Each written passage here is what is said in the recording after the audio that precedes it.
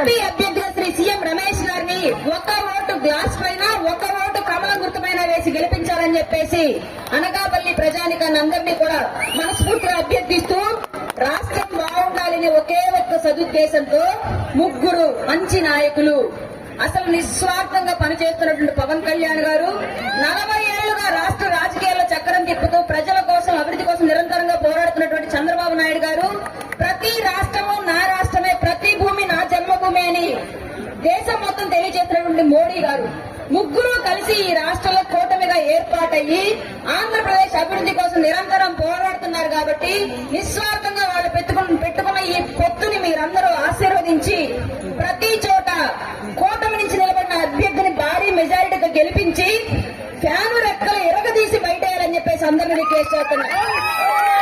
మీరు ఒక రైతైనా, మీరు ఒక విద్యార్థి అయినా, మీరు ఒక మహిళ అయినా, మీరు ఒక ఉద్యోగైనా మీరు వైసీపీకి ఓటేస్తే ఫ్యానుకు ఉరేసుకున్నట్లే గుర్తుపెట్టుకోండి.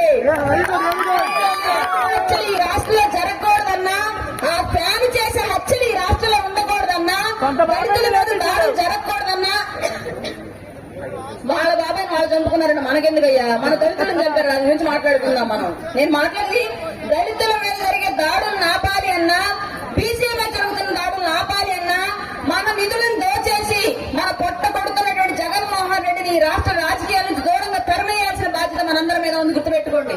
వాళ్ళు అదే చెప్తున్నారు, మీ బాబాయ్ చెప్పింది ఎవరంటే మా బాబాయ్ మేము చంపుకున్నాం మీకెందుకు అంటున్నారు. మనం ఏం మాట్లాడదు దాని గురించి చెప్పండి అంతే కదా. అందుకనే మీ బాబాయ్ మీరు చంపుకోండి కొడుచుకున్నాయి మాకెందుకు, కానీ మా బిడ్డలు ఎందుకు చంపుతున్నారు అనేది మేము అడుగుతున్న క్వశ్చన్ జగన్మోహన్ రెడ్డిని ఆయన తరపు నుంచి అభ్యర్థులందరినీ కూడా. ఇట్లాంటి రాజకీయ